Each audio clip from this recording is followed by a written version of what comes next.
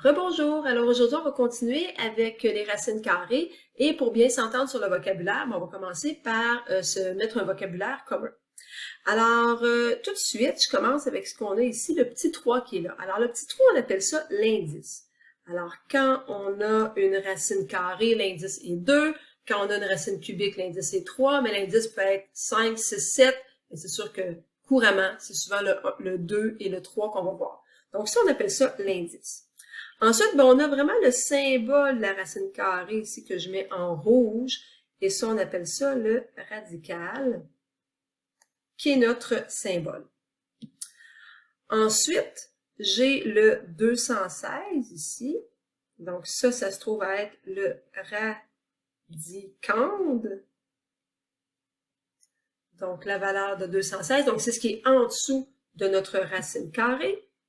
Et finalement, le 6 ici que j'ai à la fin, qui se trouve à être ce qu'on appelle notre racine. Donc, si on dit « trouve-moi la racine cubique de 216 », bien, la racine cubique, c'est 6. Donc, ça, le 6, ça s'appelle la racine. Alors, ça, c'est le vocabulaire qu'on va utiliser. Maintenant, ça va être très, très pratique de connaître sur le bout des doigts certains nombres au carré ou certaines racines carrées quand on y va à l'inverse. Alors, quand on parle d'un carré parfait, un carré parfait, c'est la réponse d'un entier mis au carré. Donc, par exemple, 1 à la 2, ben, ça va me donner 1. 2 à la 2, ça va me donner 4. 3 à la 2, ça va me donner 9.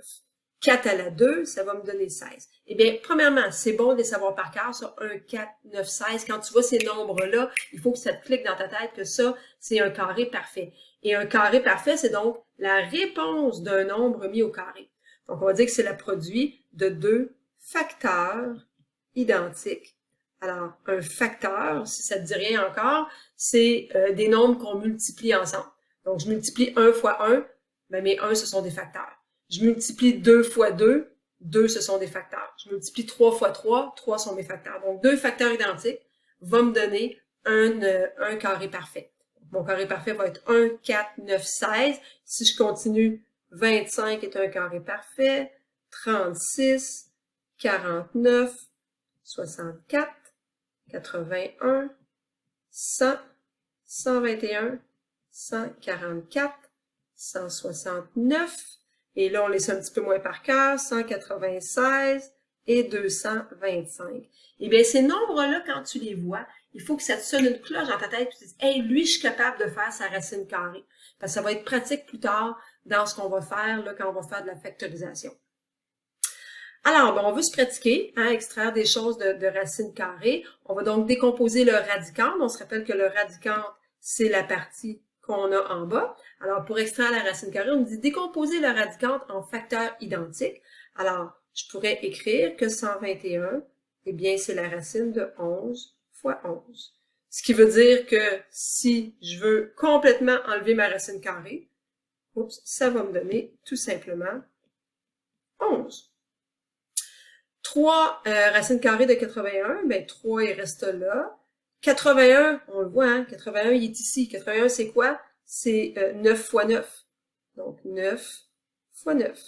Donc à ce moment-là, je peux enlever ma racine carrée, dire que c'est 3 fois 9, et ça me donne donc 27.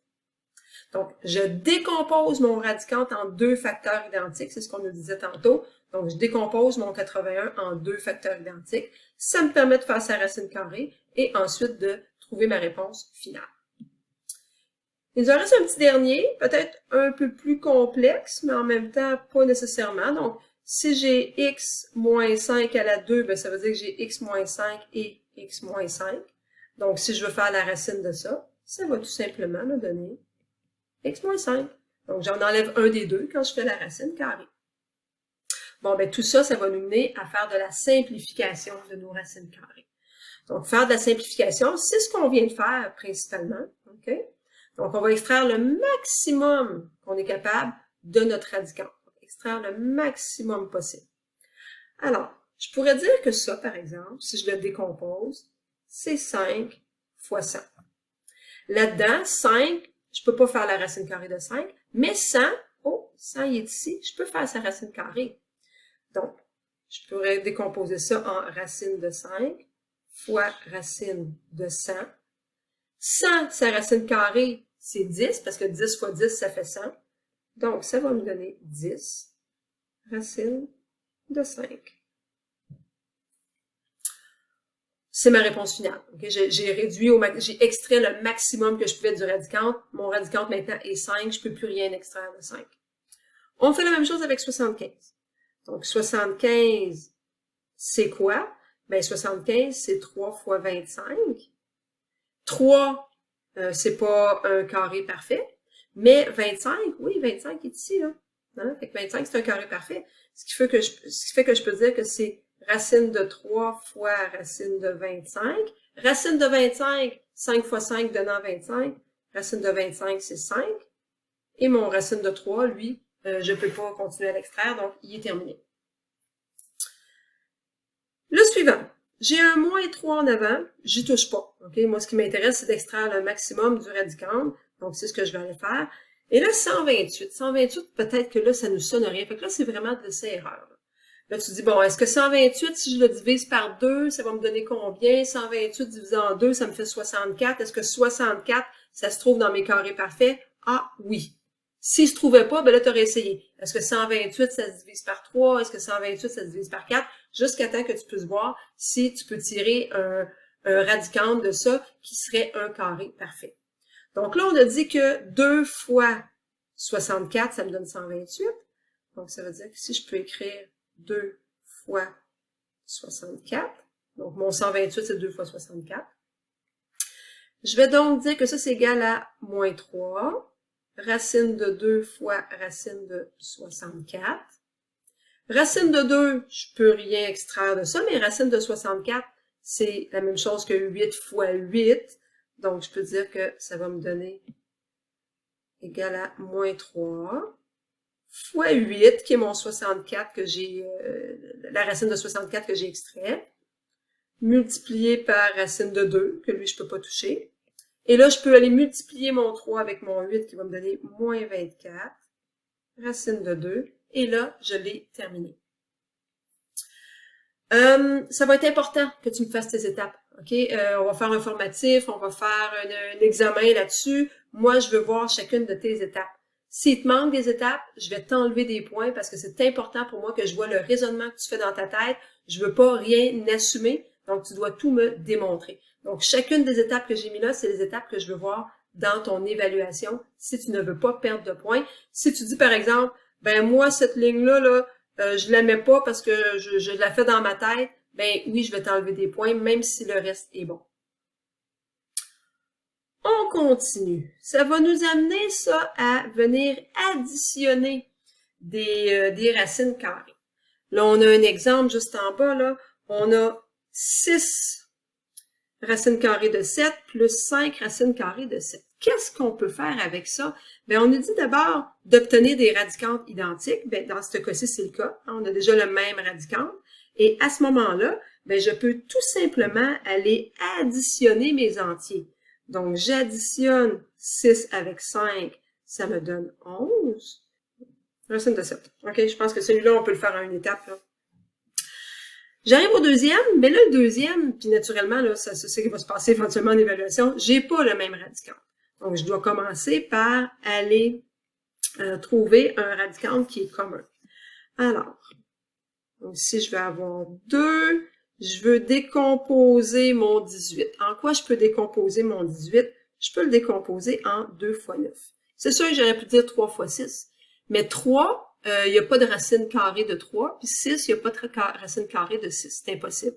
Tandis que 9, c'est un carré parfait, donc je vais pouvoir, lui, aller l'extraire. Ce qui fait que c'est pour ça qu'il est intéressant, c'est pour ça que c'est lui que j'ai choisi.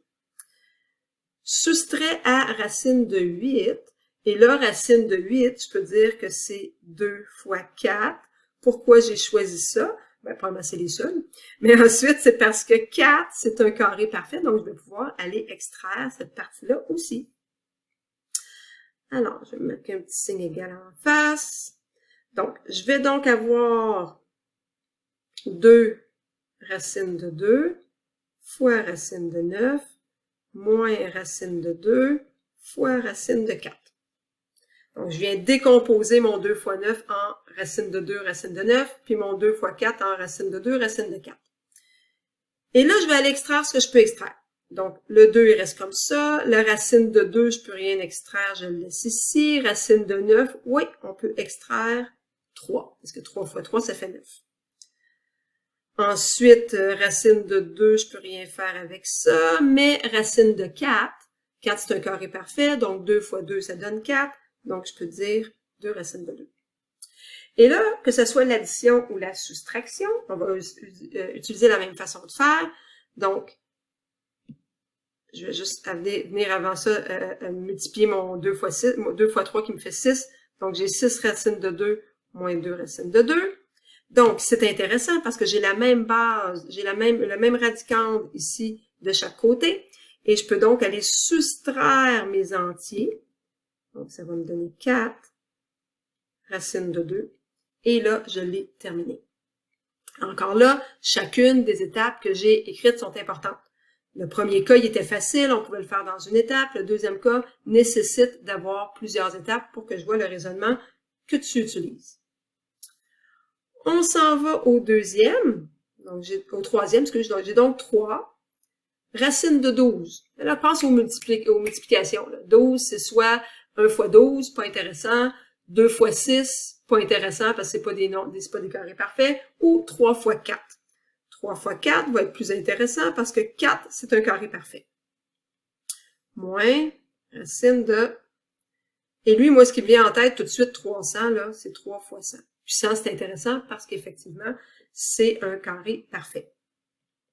Alors, ça ici, ça va me faire 3, racine de 3, racine de 4, moins 5, racine de 3, racine de 100. Et là, tout de suite, on voit qu'effectivement, on va avoir un racine de 3 de chaque côté. Donc, on va avoir le même radicand. Ça va être intéressant pour nous. Alors, 3 multiplié par, bon, je vais avoir mon racine de 3 qui va rester là, et ma racine de 4 que je peux aller extraire, qui va me donner 2. 5 qui va rester là, ma racine de 3 qui va rester là, et racine de 100, je vais aller extraire ma racine qui va me faire 10. Ça me donne donc 6 racines de 3 moins 50 racines de 3. Je m'en vais voir mes entiers. 6 moins 50, ce qui va me donner moins 44. Et racine de 3. Terminé. Tant qu'à moi, le plus difficile dans tout ça, c'est ce qu'on vient de faire. Okay? C'est l'addition-soustraction. Parce que, selon moi, la multiplication-division est un cas plus facile. On nous dit pour multiplier, diviser les racines carrées, on doit multiplier, diviser les entiers et multiplier ou diviser les radicantes.